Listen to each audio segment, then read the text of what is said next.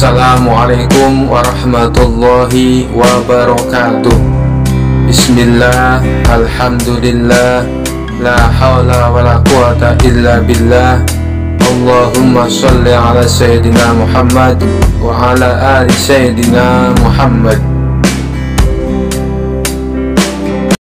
Pada suatu hari, Abu Nawas terlihat sedang memandikan keledainya.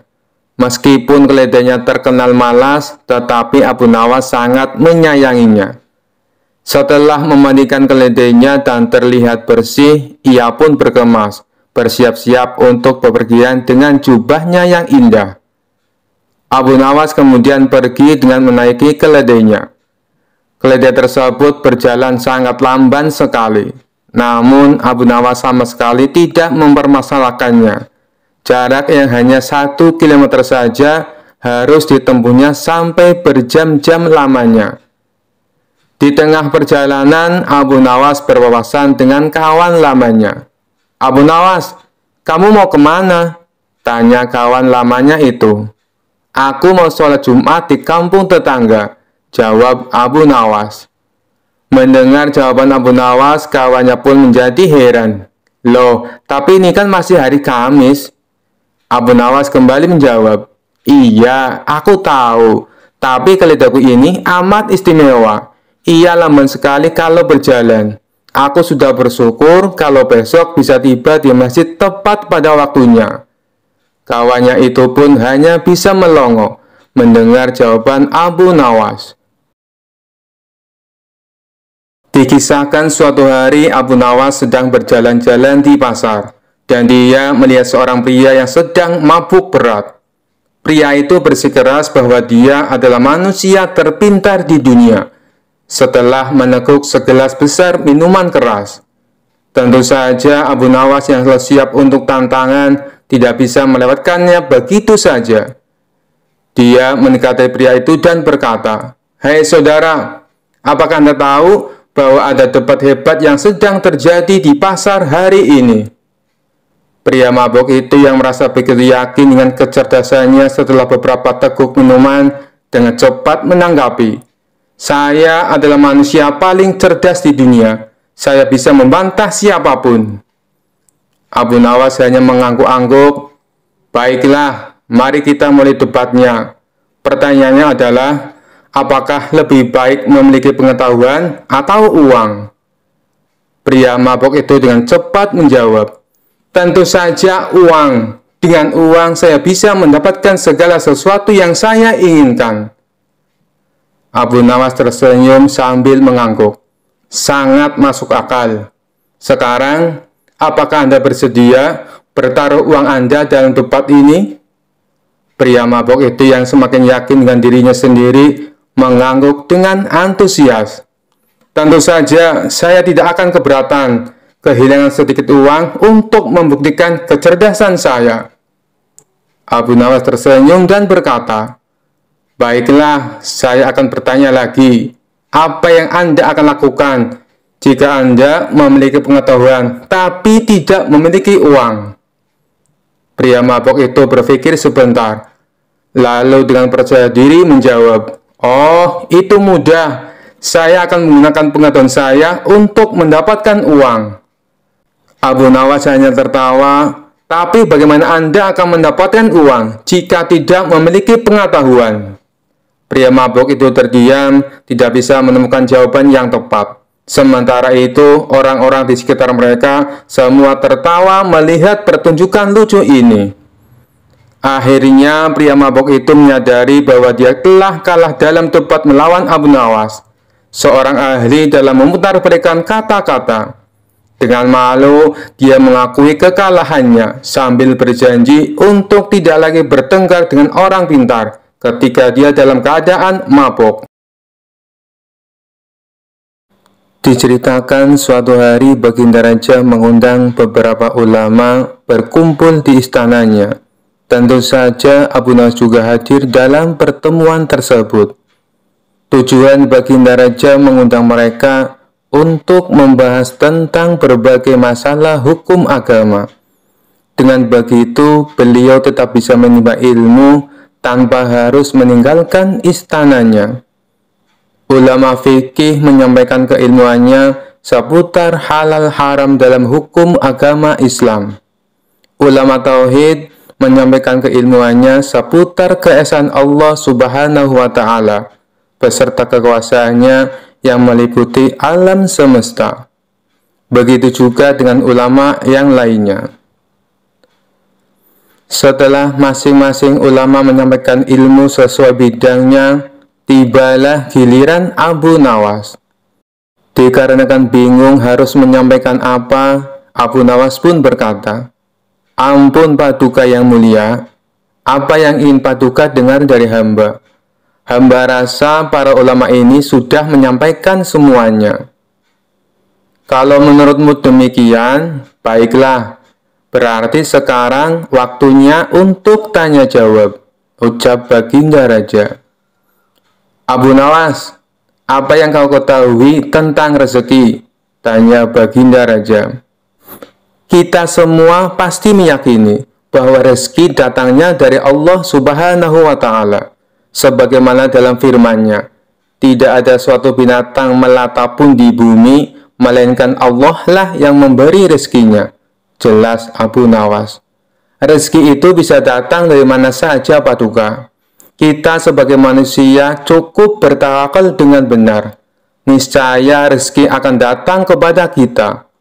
Lakukan yang menjadi bagianmu. Selanjutnya, biarkan Allah yang mengurus lainnya." Ini berdasarkan hadis Nabi yang berbunyi, "Andai kalian bertawakal kepada Allah sebenar-benar tawakal, niscaya Allah akan berikan rezeki kepada kalian. Sebagaimana Dia memberikan rezeki kepada burung yang pergi dalam keadaan lapar, lalu pulang dalam keadaan kenyang," papar Abu Nawas. Ternyata pandangan Abu Nawas mengenai rezeki tidak sama dengan para ulama yang hadir. "Wahai Abu Nawas, seandainya seekor burung tidak keluar dari sangkarnya, bagaimana mungkin ia akan mendapatkan rezeki?" tanya salah satu ulama. "Untuk mendapatkan rezeki dibutuhkan usaha dan kerja keras, Abu Nawas.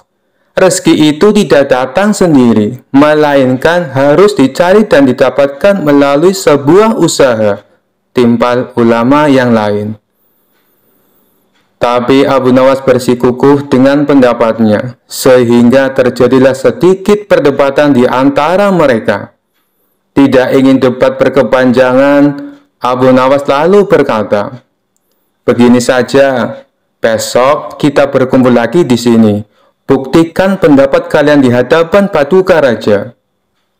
Para ulama pun sepakat dengan tawaran Abu Nawas tersebut. Abu Nawas dan para ulama kemudian pamit kepada Baginda Raja meninggalkan istana. Setelah berpamitan kepada Baginda Raja, Abu Nawas pun segera pulang ke rumahnya, sebab ia harus mengajar murid-muridnya. Sementara para ulama tersebut sibuk mencari cara untuk membuktikan pendapat mereka. Sampai pada akhirnya, saat berjalan pulang menyusuri sebuah desa, para ulama melihat penduduk setempat sedang panen buah kurma. Kemudian terbersihlah niatan untuk membantu warga. Setelah selesai dengan pekerjaannya, para ulama ini mendapat imbalan beberapa ikat buah kurma dari warga setempat. Mereka senang bukan main.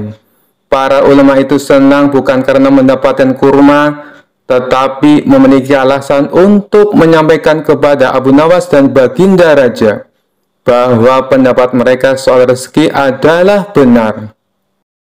Kita mendapatkan buah kurma karena berusaha dan bekerja, sedangkan Abu Nawas hanya diam di rumah. Mana mungkin dia mendapatkan kurma?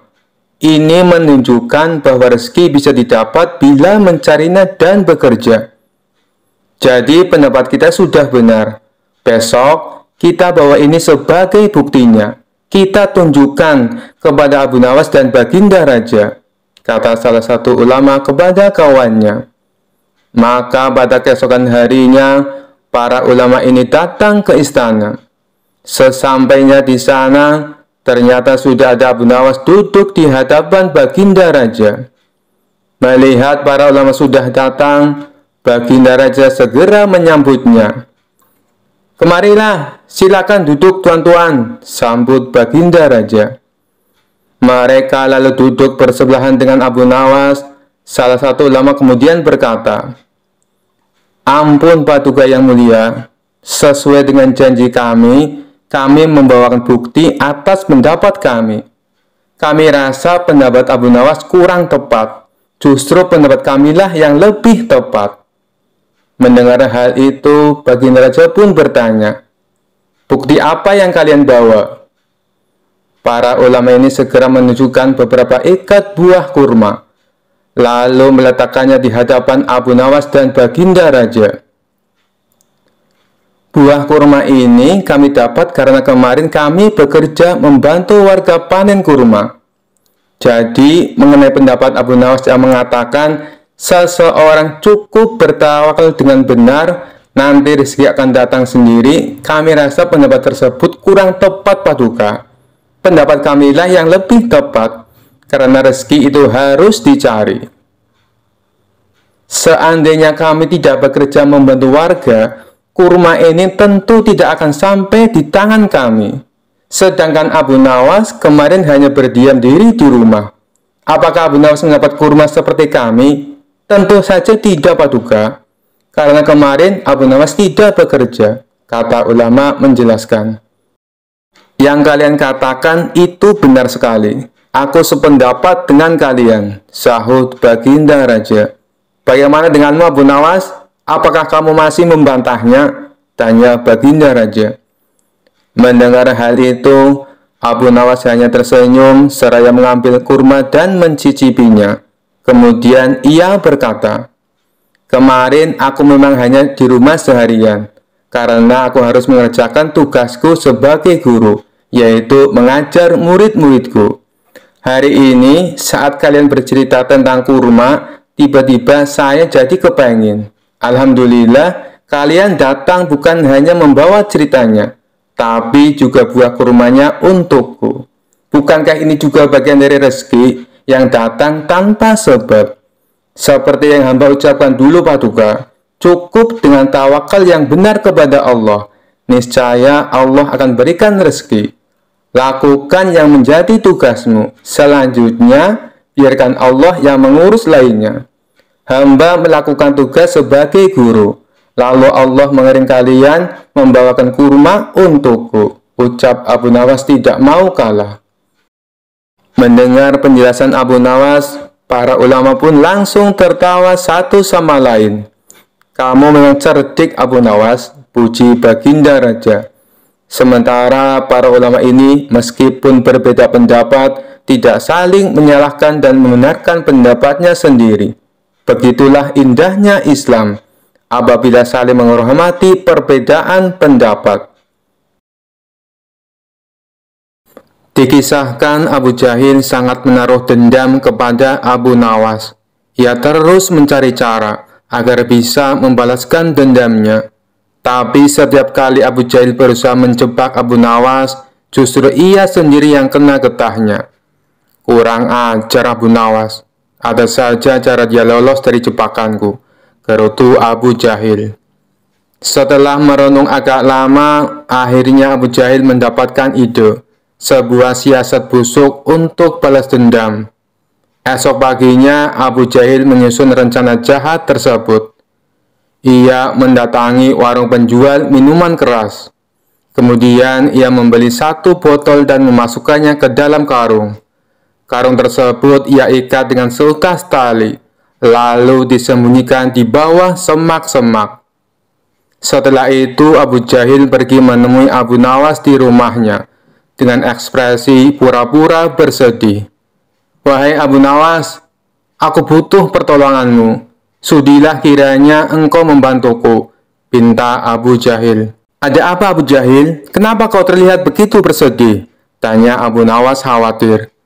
Meskipun Abu Jahil sering berbuat jahat kepadanya, tapi Abu Nawas tidak tega bila melihat Abu Jahil menderita. "Begini Abu Nawas, sewaktu aku pulang dari pasar, aku membawa barang berharga yang aku simpan dalam karung. Tapi sialnya di tengah jalan barang tersebut diminta paksa oleh berandalan. Karena takut dibunuh, terpaksa saya memberikannya. Tutur Abu Jahil berbohong. Kasihan sekali nasibmu, ujar Abu Nawas. Iya, Abu Nawas, dan saya sempat melihat mereka menyimpan barang berhargaku di sebuah semak-semak yang berada di depan warung penjual minuman keras. Tapi saya tidak berani mengambilnya, sebab mereka ada di sana menjaganya. Maukah kau menolongku, Abu Nawas, mengambilkan warung berharga milikku? Pinta Abu Jahil. Baiklah, saya akan menolongmu. Kamu tunggulah di sini, balas Abu Nawas. Abu Nawas yang tidak menaruh rasa curiga, segera pergi mengambil karung yang berisi sebotol minuman keras. Setelah Abu Nawas pergi dan sudah tidak kelihatan, Abu Jahil segera menuju pos penjagaan. Kemudian ia melaporkan kepada beberapa prajurit kerajaan yang sedang berjaga di pos tersebut. Wahai prajurit, tadi saya melihat Abu Nawas beli sebotol minuman keras, lalu ia sembunyikan di dalam karung. Kenapa tidak kalian tangkap Abu Nawas? Ucap Abu Jahil. Mendengar laporan tersebut, beberapa prajurit didampingi Abu Jahil segera bergegas menuju warung penjual minuman keras. Sementara Abu Nawas yang berhasil menemukan karung milik Abu Jahil langsung mengambilnya dan membawanya pulang untuk dikembalikan kepada Abu Jahil. Untunglah para berandalan sedang pergi, jadi aku bisa dengan mudah mengambilnya, batin Abu Nawas. Saat dalam perjalanan pulang, Abu Nawas berpapasan dengan Abu Jahil dan beberapa prajurit istana. Oh, ternyata Abu Jahil juga meminta bantuan para prajurit. Pasti dia khawatir terjadi sesuatu pada diriku, pikir Abu Nawas. Belum sempat Abu Nawas berkata, tiba-tiba Abu Jahil berteriak. Itu dia, Abu Nawas. Karung yang dia bawa pasti berisi botol minuman keras. Sontak Abu Nawas terkejut dan heran. Apa-apaan kamu, Abu Jahil? Maksudmu apa berkata demikian? Ujar Abu Nawas. Sudah, kamu jangan pura-pura bodoh, Abu Nawas. Kali ini kamu tidak bisa mengelak, balas Abu Jahil. Saat para prajurit menggeledah karung yang dibawa Abu Nawas, mereka mendapati sebotol minuman keras. Abu Nawas pun akhirnya ditangkap dan dibawa menghadap Baginda Raja. Kurang ajar kau, Abu Jahil, kau telah menjebakku, teriak Abu Nawas. Abu Jahil justru tertawa puas menyaksikannya. Kali ini dendamku pasti terbalaskan. Abu Nawas pasti akan mendapat hukuman berat, pikir Abu Jahil. Ketika mereka menghadap Baginda Raja, Abu Jahil berkata, Paduka yang mulia, saya hendak melaporkan Abu Nawas. Dia telah kedapatan membawa botol minuman keras. Untunglah para prajurit istana langsung menangkapnya, ujar Abu Jahil. Abu Jahil menuntut supaya Abu Nawas dipenjara dengan dakwaan telah minum minuman keras. Sebenarnya Baginda Raja tahu kalau Abu Nawas tidak melakukannya, sebab tidak mungkin Abu Nawas berani membawa pulang minuman keras. Bisa-bisa ia didamprat sama istrinya, dan juga tidak tercium aroma arak dari mulut Abu Nawas. Tapi Baginda Raja sengaja ingin menguji kecerdikan Abu Nawas. Benar begitu, Abu Nawas? Tanya Baginda Raja. Mendengar pertanyaan Baginda Raja, Abu Nawas hanya terdiam. Aku harus cari cara supaya bisa lolos dari jebakan Abu Jahil, pikir Abu Nawas dalam hati. Hei Abu Nawas, kamu ditanya kenapa diam saja? Bentak Baginda Raja. Ampun Paduka yang mulia, tuduhan Abu Jahil tidak benar. Tuduhan tersebut hanya dibuat-buat. Apa buktinya kalau saya minum minuman keras? Bantah Abu Nawas. Itu buktinya, apa kamu buta?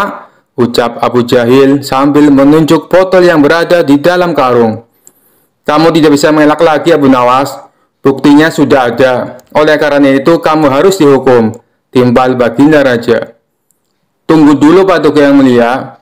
Apakah hanya karena membawa botol minuman keras itu bisa dijadikan bukti kalau saya mabuk-mabukan?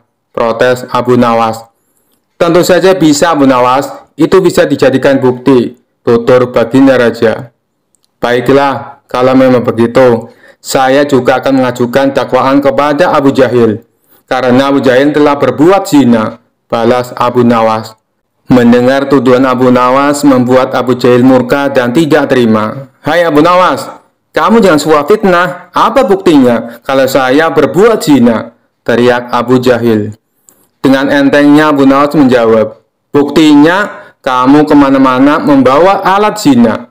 Bukankah kemaluanmu adalah alat untuk berbuat zina? Kalau hanya membawa botol minuman dianggap mabuk-mabukan, maka membawa alat zina juga harus dianggap berzina. Jadi kalau saya dihukum karena dituduh mabuk-mabukan, Abu Jahil juga harus dihukum lebih berat, karena dia telah berbuat zina," ujar Abu Nawas menjelaskan. Seketika Baginda Raja tertawa terpingkal-pingkal mendengar pembelaan Abu Nawas. "Bagaimana Abu Jahil? Apa kamu bersedia? Kalau saya menghukum Abu Nawas, kamu juga harus dihukum lebih berat. Kecuali kamu mencabut tuntutanmu, maka semuanya akan terbebas dari hukuman. Karena saya sebagai raja harus berbuat adil kepada kalian," ucap Baginda Raja. "Jangan Paduka yang mulia, saya tidak mau dihukum. Lebih baik saya cabut tuntutan saya kepada Abu Nawas," balas Abu Jahil. Abu Nawas pun akhirnya terbebas dari hukuman dan lolos dari jebakan Abu Jahil berkat kecerdikannya. Suatu hari datanglah 3 orang desa menghadap Sultan Harun al-Rasyid di istana. Sultan Harun al-Rasyid yang waktu itu sedang duduk berbincang-bincang dengan para pejabat tinggi, langsung saja mempersilahkan ketiga orang itu untuk masuk. Setelah 3 orang itu membungkuk, salah seorang di antara mereka berkata, "Ampun beribu ampun Baginda, karena kami telah mengganggu perbincangan Baginda dengan para pejabat yang lain." "Tidak, kalian tidak mengganggu. Kami malah senang dengan kedatangan kalian. Memangnya ada apa kalian menghadapku? Adakah persoalan yang ingin kalian sampaikan?" "Begini Baginda, saya Ahmad mempunyai 2 ekor kambing betina. Zulfikar mempunyai seekor kambing jantan, sedangkan Zubair tidak mempunyai kambing. Karena itulah Zubair yang setiap hari harus bekerja mengembalakan kambing. Apabila ketiga kambing itu beranak pinak, maka pembagian keuntungannya juga telah kami sepakati, yakni saya mendapat separuh dari jumlah kambing. Zulfikar memperoleh 1/3 dari jumlah kambing, sedangkan Zubair yang mengembala dan merawatnya mendapat bagian 1/8-nya, terang Ahmad. "Lantas, apakah kambing itu sekarang telah beranak pinak?" tanya Baginda Raja. "Benar Baginda, ketiga kambing itu sekarang sudah berjumlah menjadi 23 ekor. Karena itu kami sekarang ingin membaginya sesuai dengan kesepakatan kami dulu. Tapi ternyata kami kesulitan untuk membaginya. Karena itulah kami ke sini ingin memohon pertolongan Baginda Raja," terang Ahmad. Membagi 23 ekor kambing sesuai perjanjian tentu tidak mudah. Bayangkan, bila Ahmad memperoleh pembagian separuh dari kambing-kambing itu, maka Ahmad sebenarnya mendapat bagian 11 ekor lebih setengah kambing. Sedangkan Zulfikar memperoleh pembagian 1/3. Seharusnya mendapatkan 7 ekor lebih 2/3 kambing. Sementara Zubair mendapatkan 1/8-nya, yang berarti 2 ekor kambing lebih 7/8 kambing. Raja Harun al-Rasyid tampaknya berpikir keras untuk memecahkan masalah tersebut. Bahkan para pejabat yang hadir di tempat tersebut juga tak sanggup memecahkan masalah tersebut. Karena orang yang hadir di tempat tersebut tak ada yang bisa memecahkan masalah itu, akhirnya Harun al-Rasyid terfikir untuk mengundang Abu Nawas. Setelah Abu Nawas sampai ke istana, ia pun langsung bertanya masalah yang terjadi. Mereka bertiga kemudian menceritakan ulang kronologi kebingungan tersebut. "Wah, itu masalah kecil Baginda. Insya Allah saya akan membantu mencarikan jalan keluarnya," kata Abu Nawas. "Tolong bawakan kambing itu masuk semuanya." Setelah ke-23 ekor kambing tersebut dituntun masuk ke istana, Abu Nawas lalu menghitung kembali jumlah kambing. Sesudah kambing itu dihitung dan benar jumlahnya 23, Abu Nawas lantas berpikir keras menemukan solusi dari masalah pelik tersebut. Tak lama kemudian, izinkan hamba meminjam kambing baginda seekor saja, kata Abu Nawas.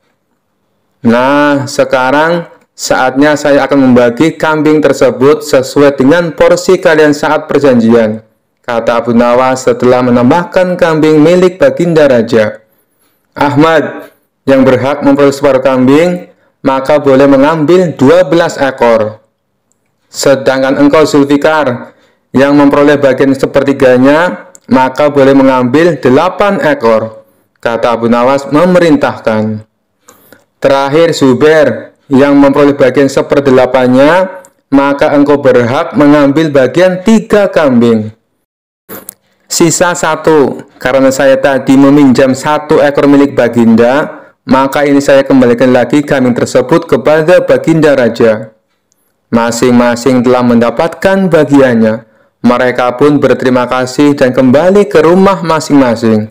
Perkara yang pelik itu akhirnya dapat ditemukan solusinya berkat kecerdasan Abu Nawas.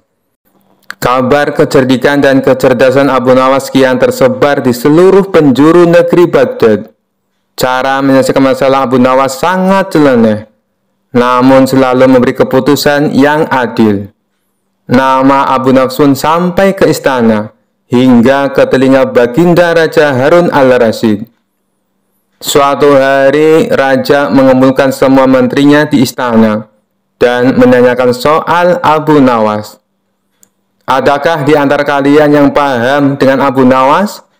Tanya Raja mengawali pembicaraan. Mendengar pertanyaan baginda Raja, seketika itu pula seluruh menteri yang hadir berdiri sambil menundukkan kepala, pertanda bahwa mereka juga mendengar nama Abu Nawas. Apakah kalian tahu di mana Abu Nawas tinggal? Tanya baginda Raja lagi. Kemudian salah satu menteri maju dan mengungkapkan bahwa dirinya tahu di mana Abu Nawas tinggal. Hamba tahu tempat tinggal Abu Nawas, wahai paduka yang mulia, kata menteri tersebut.